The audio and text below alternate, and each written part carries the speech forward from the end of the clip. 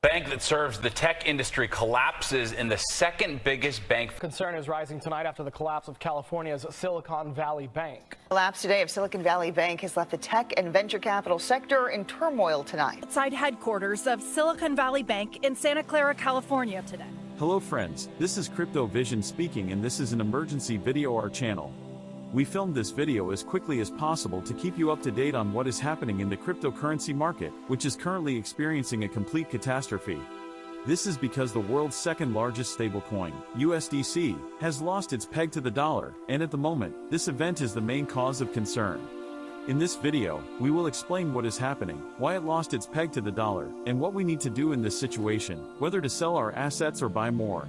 We will cover everything today with our quick response time. Please support this video by liking it and, of course, by subscribing to our Telegram channel. There, we continue to publish all the latest news for you live, which you should not miss under any circumstances. Now, without further ado, let's start. This morning, it was reported that the stablecoin USDC, which is issued by Circle, has lost its peg to the dollar. Just to remind you, USDC has a market capitalization of $42 billion, and until now, it was in second place in terms of market capitalization among stablecoins. It was only surpassed by USDT. But, as you and I might wonder, why did the second largest stablecoin in the world with such a high market capitalization simply repeat the sad fate of Terra Luna as it did last summer? The reason for this news is that the largest bank in Silicon Valley was closed by regulators as a result of the largest bankruptcy in the last 10 years. The largest bank, called SFB, was closed by regulators on Friday, making it the second largest bankruptcy in the United States since the global crisis of 2008. Let's briefly discuss what kind of bank it was, who its partners were, and why it went bankrupt. According to the Federal Reserve System, the bank is the 16th largest in the United States with assets of around $29 billion as of December 31st. And now, you are looking at the largest bank bankruptcies since 2001. As you can see, this bank, SFB, is in second place because it had a capital of $212 billion and had around $173 billion in deposits. This bank was the largest bank that supported venture funds as well as many technology companies, and accordingly, all these technology companies took out loans from this bank to develop their business. However, most of these technology companies were under great pressure due to interest rates. In other words, all these technology companies took out loans from SFB, but because the interest rates were raised every month, it was significantly more expensive to repay these loans. If the Federal Reserve sets a rate of 4.75%, companies that provide loans to regular users have to repay significantly more so that the bank can make a profit. Therefore, the bank faced the fact that clients tried to withdraw about $42 billion, which is about a quarter of all client deposits. Regulatory authorities provided this information and are now dealing with this bank. Consequently, when all these problems with the withdrawal of client money began, the bank decided to sell some of its assets to cover the deposits of many clients. But on Friday, when the bank tried to sell $2.25 billion, this led to the fact that the bank's shares began to fall by more than 80%. And when the bank faced all these difficulties on Friday, regulators and the FDIC insurance company began to deal with it. The FDIC insurance company stated that insured depositors will have access to their deposits no later than Monday, and at the same time, SFB branches are under the control of the regulatory agency. But the most interesting thing is that the standard FDIC insurance only covers deposits up to $250,000 for each depositor in each bank for each account ownership category. F10 stated that uninsured depositors will receive ownership certificates for their balances. The regulator stated that preliminary dividends will be paid to uninsured depositors within the next week with potential additional dividend payments, as the regulator will be selling SFB assets. But the question of whether depositors who had more than $250,000 will be returned depends on the amount of money the regulator receives from the sale of assets, and if other banks receive ownership rights to the remaining balances. This is why Circle, which issues USDC, stated that $3.3 billion in cash deposits remained in this bank, and this amount is about 8% of the total reserves that supported USDC stability.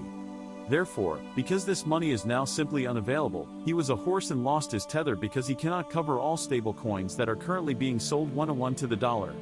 But in addition to this, he also lost his stablecoin tether, and because USDC provided liquidity pools worth over $510 million that supported the algorithmic stablecoins pegged to the dollar, DAI. The value of the $500 million DeFi protocol's pool shrunk as USDC's share declined, and DAI also lost its peg due to these unfortunate events. Coinbase, of course, suspended conversion between USDC and the US dollar because it would put additional pressure on the banking system. When users need to exchange USDC for dollars, a certain portion of the money is burned, and therefore, its capitalization is reduced. That is why Coinbase announced on Twitter that it is temporarily suspending conversion while banks are closed over the weekend, as banks do not work on Saturdays and Sundays in America. The exchange plans to resume conversions only on Monday when banks start their work. To my surprise, the market's reaction to all these sad events was, of course, very strange because Bitcoin remained at the level of $20,000, Ethereum also at the level of $1,400, and accordingly, all cryptocurrencies also did not show any colossal losses as it was after Terra Luna or after the bankruptcy of FTX. This may be due to several reasons that we will now discuss with you. Firstly, if we compare this situation with the Terra Luna case, everything is fundamentally different here. Firstly, if we compare this situation with the Terra case, everything is fundamentally different here. First, Terra Luna was issued by Stablecoin, which was supported by an algorithm that burned Luna tokens, thus maintaining stability of UFC. However, when information surfaced that Terra Luna had no financial backing, the one-to-one peg was lost, as people began selling Luna actively, causing the capitalization of Justy to fall and the peg to no longer remain one-to-one. But in the case of USDC, everything is fundamentally different, as the frequent balloon was backed by money, that is, the money that was stored in the bank. However, due to the fact that the bank faced bankruptcy and all the money of the Circle company, which was stored in accounts, is currently not there, but at least according to the information we have today, in this situation, the bank is to blame because it failed to fulfill its main function of keeping the client's money. Therefore, blaming cryptocurrency, which many consider unreliable or unstable, is generally incorrect, because USDC had a direct tie due to its reserves stored in a bank. Additionally, problems with Facebook affected the entire banking market, as investors dropped shares of large and small banks on Thursday, reducing the value of only the 4 largest banks in the United States by $52 billion. In this situation, of course, large banks can survive, but small banks face major difficulties, and some of them are still falling, and when trading opens on Monday, we may see a sad picture, because the entire banking system is under great threat. As I have already mentioned, this is partly due to all the interest rates, because if large banks take out loans and can return them to the reserve system, it will be much harder for small banks to do so because they do not have as many clients as a large bank. Therefore, now very big problems in the banking sector will affect the decision of the Fed on the interest rate, which they must make on March 22nd.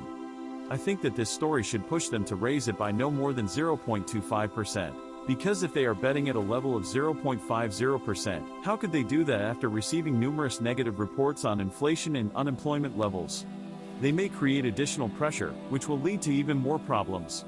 Therefore, U.S. lawmakers met with the Federal Reserve and the insurance company FDS yesterday to discuss the collapse of the Silicon Valley Bank. They held a briefing attended by 2 representatives of federal banking regulators, as well as the Treasury Secretary. After the Department of Financial Protection took control of the bank and sent it to the insurance company, the main issue at this meeting was how they would make payments to users, meaning clients of this bank, because as the insurance company stated, they can only cover deposits up to $250,000. What will happen with deposits of larger amounts is unknown, and this is exactly where Circle is located, which provided the link to SDC. Also, U.S. Treasury Secretary Janet Yellen said she would closely monitor the development of these events because they have a very strong impact on the entire U.S. banking system, as after the closure of SFB, the impact is not only on deposits but also on loans and other forms of financing. Therefore, all companies that received financing and took out loans from this bank also face major difficulties.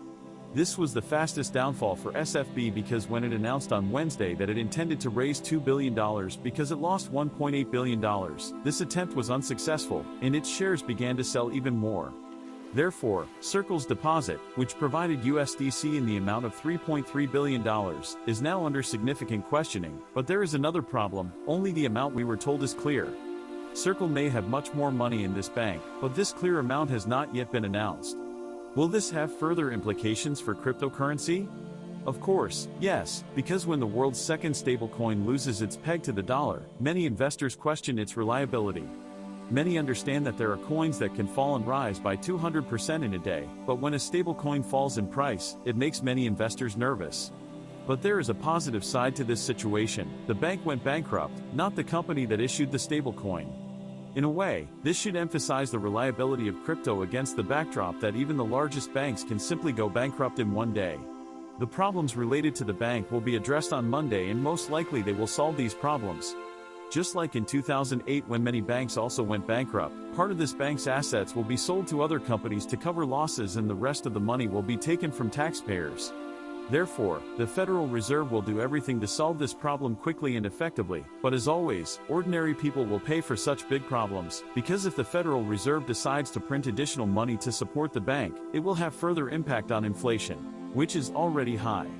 So, starting from Monday, we will be waiting for a lot of interesting news about solving this problem. We decided to make this video quickly for you to understand the main reasons and possible consequences. But a more detailed video will be released tomorrow on Sunday. So, the best support from you would be a like, and don't forget to turn on the bell icon to not miss tomorrow's video.